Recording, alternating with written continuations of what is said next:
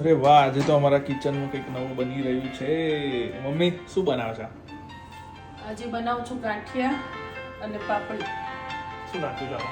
સૌથી પહેલાં તપેલી લેવાની, એની અંદર 1 વાટકી તેલ, 1 વાટકી પાણી, 1 ટેબલસ્પૂન મીઠું, 1 ટેબલસ્પૂન હિંગ, 1 ટેબલસ્પૂન ખારું લેવાનું અને પછી બસ ફેરવી દેવાનું. પછી આવું ફીણ જેવું થાય એ પાણીથી આપણે લોટ બાંધવાનો છે. લોટ થોડો મીડિયમ બાંધવાનો એટલે આપણે સરસ ગાંઠિયા પડે અને પાપડી પડે. ઓકે, પછી તપેલીમાં થઈ ગયા પછી શું કરવાનું મમ્મી? પછી હું આ ગાંઠિયા માટે લોટ તૈયાર કરું છું. એ પાણીથી પહેલાં એકલા ગાંઠિયાનો જુદો રાખું છું અને પાપડીનો બી જુદો રાખું છું.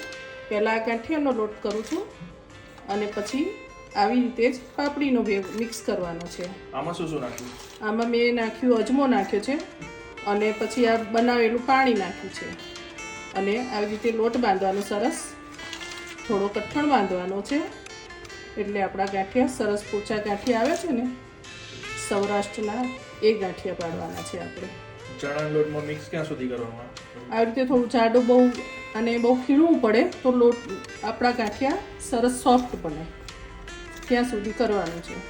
વ્હાઈટ થોડો આ જે છે ને યલો દેખાય છે પણ થોડો આછો યલો થઈ જશે સફેદ જેવો, ત્યાં સુધી આપણે આને ફીણવાનું છે એટલે આપણા ગાંઠિયા સોફ્ટ બને. થઈ ગયો મમ્મી ગાંઠિયાનો? હા, ગાંઠિયાનો તૈયાર થઈ ગયો. હવે પાપડી માટે તૈયાર થાય છે. આ પાપડીમાં અંદર આપણે અજમો એવું કંઈ નહીં નાખવાનું, મીઠું અને હિંગ નાખવાની છે અને જે આપણે પેલું પાણી તૈયાર કર્યું હતું, તેલ અને પાણી એ બંને મિક્સ કર્યું હતું, એમાં આપણે લોટ બાંધી દીધો. હવે પછી આને ઝારા વડે પાડી દઈશું. આપણે હવે આ ગાંઠિયા પાપડીનો બંને લોટ તૈયાર છે. હવે આ મશીનમાં આપણે ગાંઠિયા પાડીશું. જેની પાસે ઝારો હોય એ ઝારાથી પાડી શકે છે. હું મશીન વડે પાડું છું.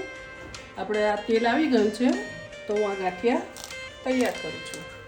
જુઓ, શરૂઆતમાં ગેસ ફૂલ રાખવાનું છે અને પછી સ્લો કરી દેવાનો છે. અત્યારે થઈ ગયા છે. હવે આપણે આ પાપડી પાડીએ. જુઓ, સરસ મજાની પાપડી રેડી.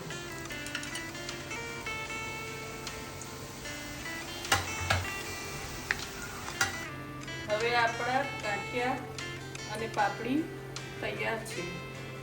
ફાઇનલી હવે સવાર ચા જોડે મજા આવી જવાની. ચલો તો બધાને જય શ્રી કૃષ્ણ. જય શ્રી કૃષ્ણ અને જય માતાજી.